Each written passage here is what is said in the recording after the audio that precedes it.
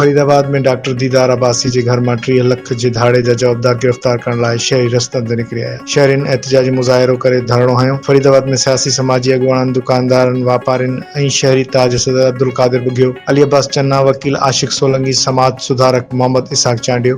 Doctor दीदार अब्बासी इम्तियाज बिरोही जी अॻुवाणी में एहतिजाजी मुज़ाहिरो करे सिटी गेट वटि धरणो हंयो वियो। हिननि चयो त सहाफ़ी लतीफ़ बिरोही ऐं समाज सुधारक डॉक्टर दीदार अब्बासी जे घर मां लॻल 30 लखनि जे धाड़े जा जवाबदार गिरफ्तार करे कानून जे कटहरे में आंदा वञनि। हिननि चयो त फरीदाबाद शहर में अमन तबाह थी वियो आहे। शहरी दुकानदार मसीहा गैर महफ़ूज़ बणियल आहिनि। हिननि चयो त फरीदाबाद शहर में बदअमनी वधी वई आहे। शहरी परेशान आहिनि। लॻल धाड़े जा जवाबदार गिरफ्तार कया वञनि। हिननि शटरबंद हड़ताल करे धरणे हणण जो पिण ऐलान कयो आहे। असां हिकु भेरो ॿीहर ॿुधाईंदा त फरीदाबाद में वधंदड़ बदअमनी ऐं डॉक्टर जे घर में लॻल धाड़े ख़िलाफ़ शहरी रस्तनि ते निकिरी आया आहिनि ऐं एहतिजाजी मुज़ाहिरो करे धरणो हंयो वियो आहे ऐं शटरबंद हड़ताल जो चिता पिण ॾिनो वियो आहे।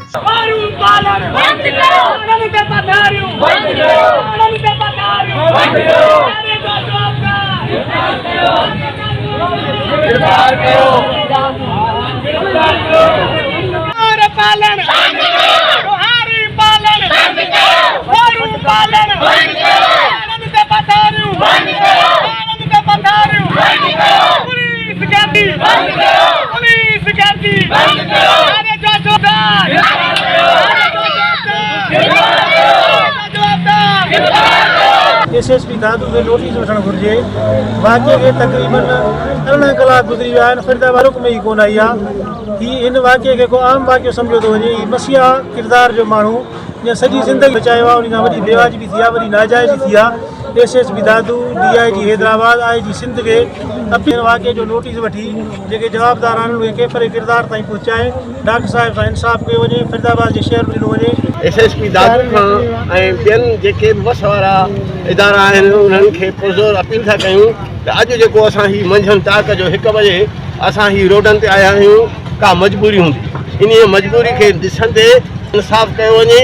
डॉक्टर साहिब जी जेका फोर थी आहे तौर ते वापसि कराई वञे ऐं जेको कुझु हिते थियो आहे उनखे जेको आहे सो उनखे असां उन लाइ थिए बि कुझु कोन्हे। हीअं त वाक़ियो दीदार अब्बासी सां घर में फुर थी आहे। हींअर को बि माण्हू जेको आहे सो पंहिंजे घरनि में महफ़ूज़ न आहे, पंहिंजे दुकाननि में महफ़ूज़ न आहे।